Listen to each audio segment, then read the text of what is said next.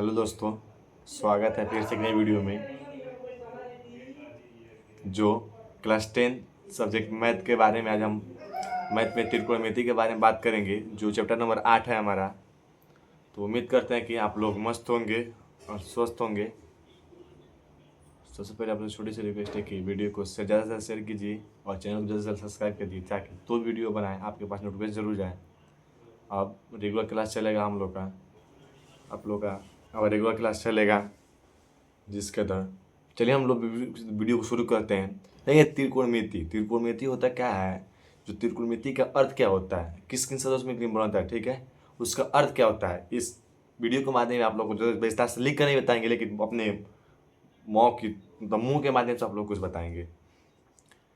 त्रिकोणमिति होता है जिसको जिसको इंग्लिश में कहते हैं ट्रिगोनोमेट्री बोलते हैं, ठीक है। त्रिकोणमिति के हम लोग जो त्रिकोणमिति है उसको हम लोग इंग्लिश में ट्रायंगोनोमेट्री कहते हैं। जो त्रिकोणमिति होता है उसका अर्थ होता है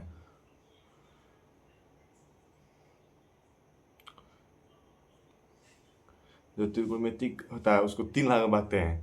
पहला होता है त्रि, दूसरा होता है कोण, तीसरा होता है ज्यामिति। मतलब पहला होता है त्रि, दूसरा होता है कोण, तीसरा होता है ज्यामिति। उस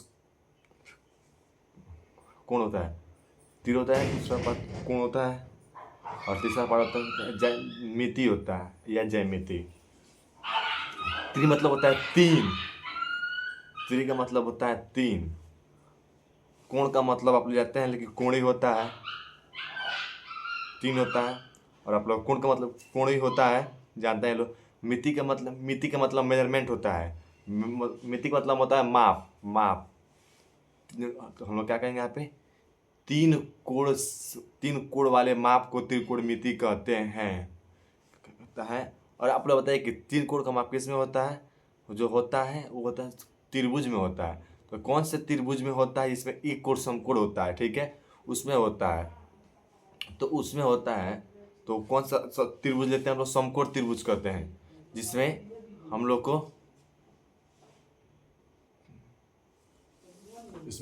को एक कोण समकोण होता है और एक कोण समकोण होता है, दो कोण न्यून कोण होता है। इसमें 90 डिग्री के कोण के सामने के भुजा कर्ण कहलाता है, उसके नीचे वाला आधार कहलाता है और ऊपर वाला कोण कहलाता है, ठीक है। तो त्रिकोणमिति का तीन अर्थ होता है। तो क्या जाने हम लोग, त्रि का मतलब होता है तीन, कोण का मतलब कोण, मिति का मतलब होता है माप या मेजरमेंट।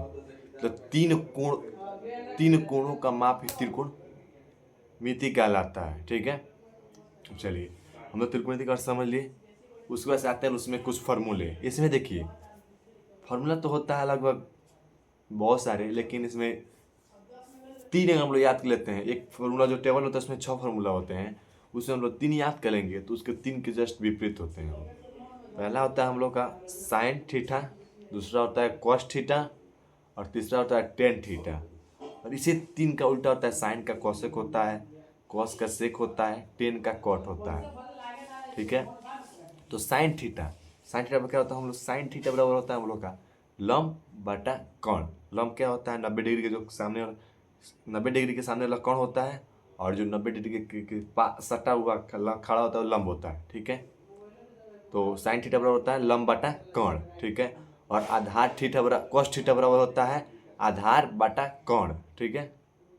और टेन थीटा बराबर होता है लंब बटा आधार। जस्ट इसके विपरीत होता है, साइन का विपरीत होता है कॉसेक थीटा, तो कॉसेक थीटा का होता है कर्ण बटा लंब, और कॉस थीटा का विपरीत होता है सेक थीटा, इसका होता है आधार बटा कर्ण। और टेन का होता है कॉट थीटा, तो इसका उल्टा हो जाता है आधार बटा लंब। यही जो सबसे पहले शुरू में हम लोग को पहला एक्सरसाइज पढ़ना है, दूसरा एक्सरसाइज पढ़ना है मैथ में, इसी फार्मूला बनेगा, 6 फार्मूला पे दोनों एक्सरसाइज बनेगा। उसके बाद से हम लोग को त्रिकोणमिति का मान निकालने का आता है, 45 साइन 60 कैसे मान आता है, तो आप लोग को हम वो कल के वीडियो में लिख कर आप लोग के कॉपी पे बताएंगे, ठीक है। तो त्रिकोणमिति का इतना परिचय आप लोग को बता दिए हम, और कुछ फार्मूला बता दिए।